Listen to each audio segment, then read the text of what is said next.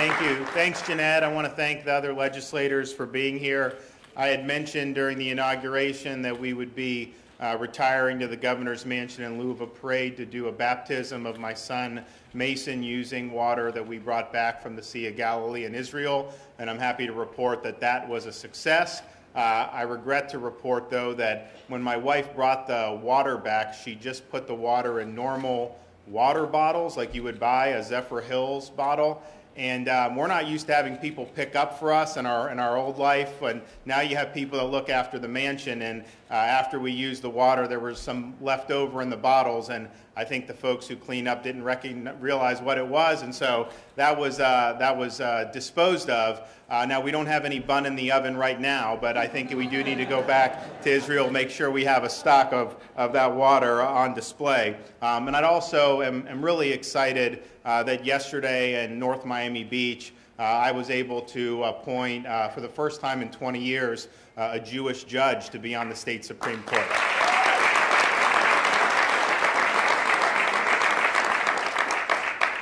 Judge Luck is an excellent judge. He's an excellent person, and I think it's something that the whole South Florida community can be proud of. Today I want to make three announcements. The first will be regarding security at Jewish day schools. The massacre at the Tree of Life Synagogue in Pittsburgh last year was a painful reminder that the scourge of anti-Semitism persists. Jews, and this is just a fact, are more likely to be targeted based on their religion than any other group in our country. We won't tolerate anti-Semitism here in Florida.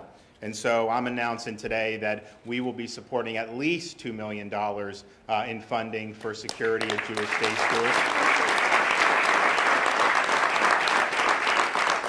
And we want that funding to be an ordinary part of the budget. There's a whole bunch of issues that come down the pike. It's easy to get your eye off the ball, but I want to make sure that parents, I don't want a Jewish parent to not want to send their kid to a Jewish school because they fear that that makes them more likely to be targeted for harm. So we all are in this together. We will stand with them, and the state of Florida not only stands with our Jewish day schools, but with our entire Jewish community. And I think that's a bipartisan effort that we can do here in the legislature. So I look forward to securing that funding. But anti-Semitism is not just about physical security. We see it, unfortunately, represented in policy as well. Efforts to boycott, divest, and sanction the state of Israel not only harm one of our strongest allies, but it represents a form of economic warfare that targets the world's only Jewish state. And I saw this when I was in the Congress, where you would have people, the same people who were arguing to boycott Israel and sanction Israel, had no problem trading with Iran, the world's leading state sponsor of terrorism, or Sudan, or all these other rogue regimes. So to me, when you apply a separate standard against the Jewish state, when you target Jews for disfavored treatment, that is the essence of anti-Semitism. And in Florida, as long as I'm the governor, BDS will be DOA.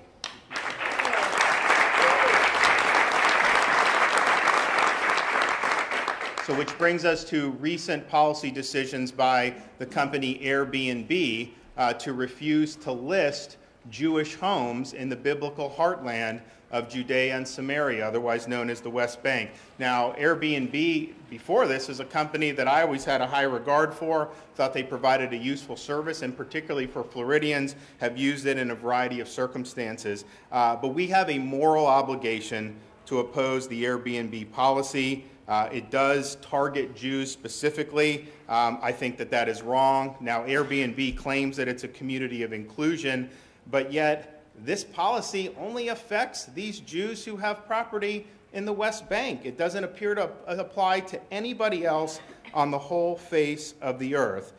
Florida policy disfavors companies who discriminate commercially against Israel, and so I have a responsibility to take action. I also have a responsibility to defend the civil rights of any Jewish Floridians who may own property in this part of the world. So some of the actions that we will be taking: first, our State Board of Administration, which makes the decisions about how Florida invests its pension funds, they are going to be reporting to the Cabinet by the end of the month whether Airbnb qualifies to be one of these companies that is engaged in this type of discrimination. And if they are found to do that, and if I and my two fellow cabinet members who make this decision, the CFO and the AG, if we determine that Airbnb should be deemed as such, that would mean the state of Florida would not be able to invest in that company. Now, right now, doesn't necessarily make a big deal because they're not publicly traded, but they are trying to be publicly traded and they're trying to do an initial public offering.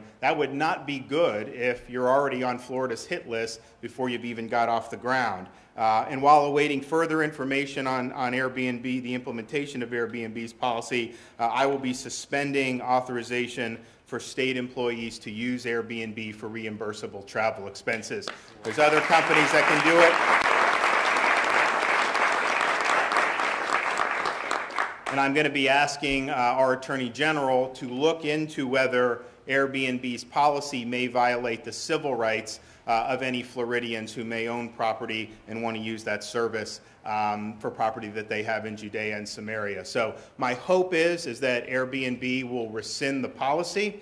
I don't think they quite understood what they were getting into on this, but I think it's important that we take the right moral stand, but also the right historically accurate and factually accurate stand. The fact of the matter is, if you look at those areas in the West Bank, they are some of the most historic Jewish lands. They go back thousands and thousands of years, the connection between those lands and the Jewish people. The original Balfour Declaration called for all of that land and what's Jordan right now. All of that was a massive Jewish state.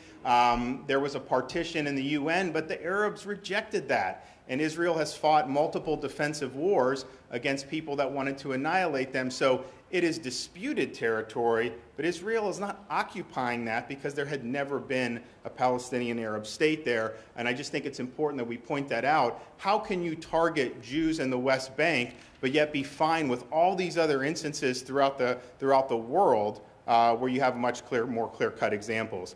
Finally, I want to announce that, consistent with my campaign promise, my first foreign trip will be to the state of Israel.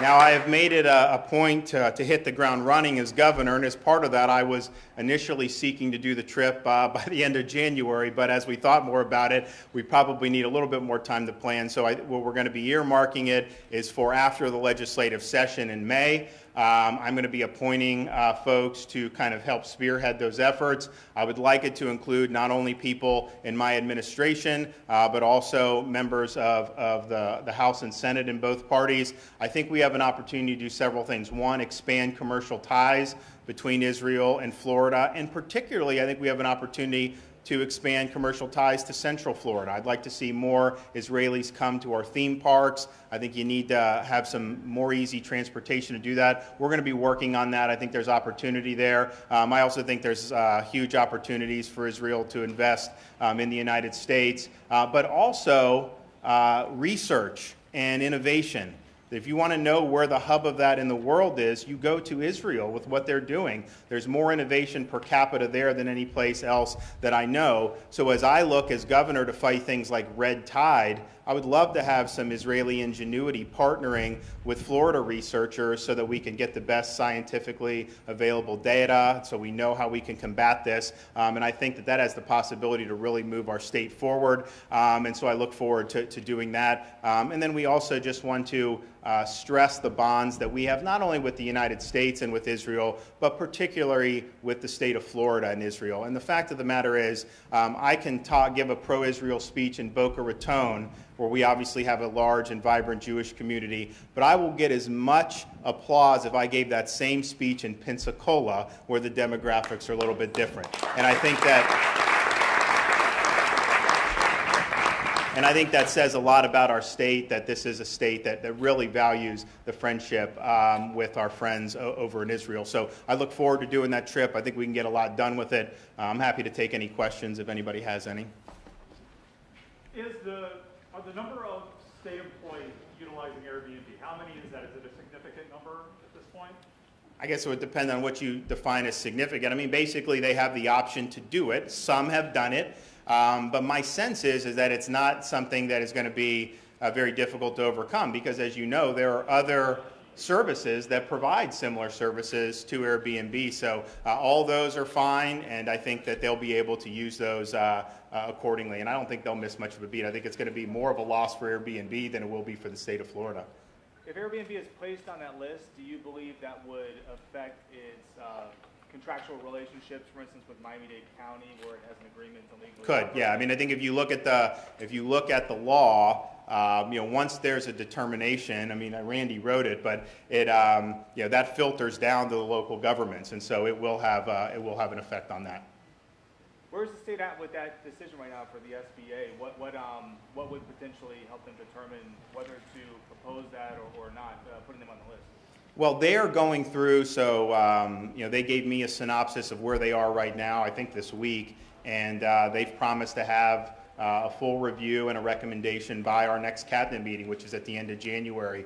So my sense is that they understand the issue, they understand some of the elected officials who've had real concerns about this policy, and I think that they're gonna look at it in a good way, and I think that we'll be able to make a decision. Now, the best thing I think would be is that the policy's rescinded before that cabinet meeting, so this way we don't have to go down this road, because at the end of the day, as much as I'm going to stand for Israel and I'm going to stand against BDS and I'm going to take strong executive action, I'd rather just have people treat Israel with respect and we not go down this road in the first place. Have you had any contact with Airbnb? So we've, indirectly to my administration, I think, look, I'll let them speak for themselves. I think that they realized, I don't think they fully realized what they were doing when they did it. And I think it was something that in a bubble, kind of where they're operating at, that policy may have seemed like it made more sense than it did once it got aired out for the broader public. And so, look, people make mistakes. I mean, I think if they recognize there's a problem. Now, they went to Israel, they met with a lot of people in the Israeli government, and there was a lot of optimism that we were just going to be able to move on. And they said, no, we have not, Airbnb said, we have not rescinded. And so it's still out there. And I think that, look, all I can do is take the action that I think the people of Florida would want based on our laws to stand up for what's right. And we'll do that. And I think more states will follow. And hopefully, that will end up getting them where they need to be. But you know what they say, if can't make them see the light, make them feel the heat. Thanks, guys.